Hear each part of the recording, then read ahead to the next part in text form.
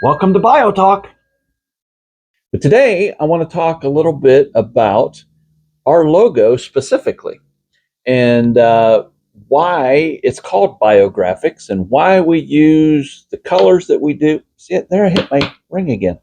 Why we use the colors that we do, why we use the fonts that we do. And I say we, but it's just me because I'm all by myself trying to run the show here. So we're going to talk about my logo design, and hopefully that will help you understand a little bit of the process behind designing a logo. Okay, so first we're going to talk about the fonts that I selected for my logo. The big font up here, the BIO, the bio part, that's actually a modified font called Gill Sans Bold. And if I show you the original font, you would notice that the O is totally different compared to what my logo O is. That sounds weird. Not only because I have the green leaf in the middle, but the shape of the O itself. In the original font, the O is more rounded. I wanted it more square with rounded corners, so I just created my own letter O for bio there. That way, the letter B I didn't change much other than I put green in the middle in the opening parts of the B to go with that dark blue, and then the I in the original font in Gill Sans Bold.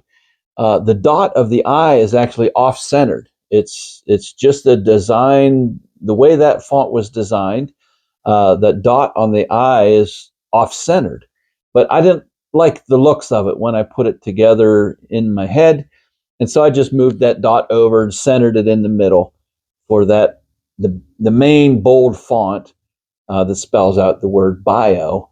Then the second font in my logo is what spells out graphics, and that font is called Quantum, and it's very blocky, very square, very sharp. But you'll notice that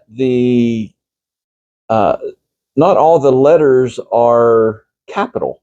The vowels, the A and the I, are lowercase, and then the rest of the letters are uppercase. And I just thought that was a neat little detail that most people wouldn't pick out.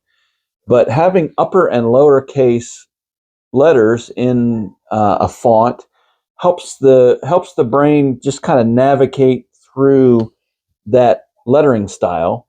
And I just thought it was a cool little feature that the vowels are lowercase, but the consonants are all uppercase. And you'll also notice that the letters in the word graphics slope to that gives a sense of motion, of moving forward, of an active feeling to it. So that's the word graphics. That font is called Quantum. Almost forgot it there for a minute. And then the bottom font in the green box down below, I don't know if you can see it this far away, but that's my website down below. And that font is called Sago Script. And I used that particular font because it looks almost like handwritten. Like it's a very, very fun font. It's very personal. It's very informal. And so I used that font for my website. And I didn't want to use the same font for everything. And I normally don't use 3 fonts in a logo design. But in my design, I happen to like all 3 of those fonts, so I incorporated them all together in bio, graphics, and then the website down below. So thanks for watching.